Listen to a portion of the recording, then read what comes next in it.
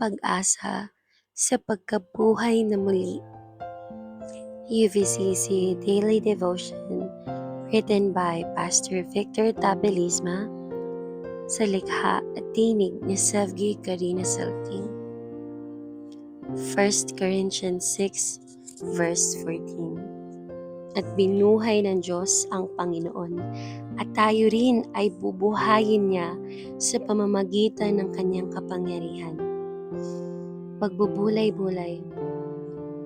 Ang pagkabuhay na muli ni Kristo ay nagbibigay sa atin ng katiyakan at pag-asa sa buhay na walang hanggan. Ang talatang ito ay isang makapangyarihang paalala ng dakilang pag-asa na mayroon ang bawat mananampalataya. Ipinahayag ni Pablo na kung paanong binuhay ng Diyos si Jesucristo mula sa kamatayan, ganoon din bubuhayin ng Diyos ang kanyang mga anak sa pamamagitan ng kanyang kapangyarihan.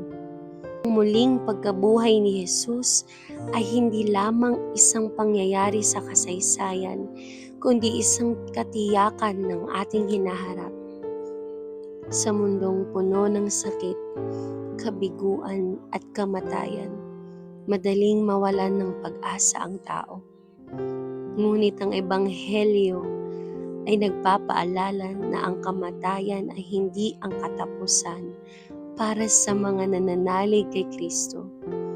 Dahil nagtagumpay si Jesus laban sa kamatayan, mayroon tayong pag-asang lampas sa buhay na ito. Ang ating hinaharap ay nasa mga kamay ng Diyos na may kapangyarihang bumuhay ng patay. Ang katotohanan ito ay dapat magkaroon ng epekto sa paraan ng ating pamumuhay ngayon.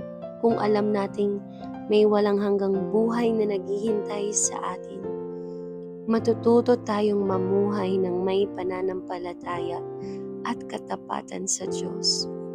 Ang mga pansamantalang bagay ng mundong ito ay hindi na magiging sentro ng ating buhay dahil alam nating may mas dakilang pangako ang Diyos para sa atin. Kapag dumaraan tayo sa mga pagsubok, kalungkutan, o pagkawalang pag-asa, maaari nating alalahanin ang kapangyarihan ng Diyos na nagbangon kay Kristo mula sa libingan. Ang parehong kapangyarihang iyon ang kumikilos sa ating buhay at nagbibigay sa atin ng pag-asa. Ang ating Diyos ay hindi Diyos ng pagkatalo, kundi Diyos ng tagumpay, buhay at muling pagkabuhay. Gagawin ko, mamumuhay ako ng may pag-asa at pagtitiwala sa Diyos dahil alam kong ang aking hinaharap ay ligtas sa Kanya. Pagninilay na tanong, paano nakakaapekto sa aking buhay ang katotohanan ng muling pagkabuhay ni Kristo? May mga pagsubok ba akong kailangang harapin ng may higit na pananampalataya at pag-asa?